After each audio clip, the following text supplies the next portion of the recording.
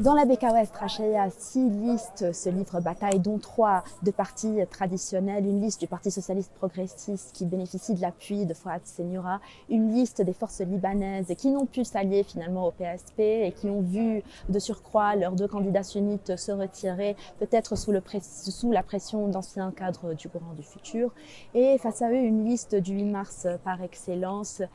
qui est centré autour du fils du député sortant Abdelrahim Memrad et qui pourrait voir l'élection entre autres de Elie Ferzli, même au détriment de son colistier du courant patriotique libre, candidat au siège maronite,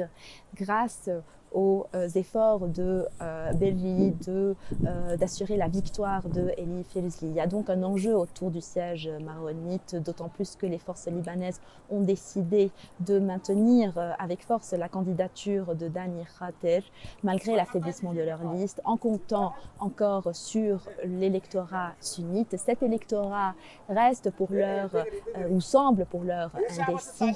Il pourrait fort bien être en faveur de Seniora, nous dit un proche, un indépendant proche du PSP, mais tout ça relève de spéculation. Il reste enfin que la surprise qui semble pointer est un sursaut comme ça de changement parmi les électeurs, même là où on ne le soupçonne pas, comme ici à la Cheia, où on parle de changement par-delà les slogans de 8 et de 14 mars, par-delà la souveraineté.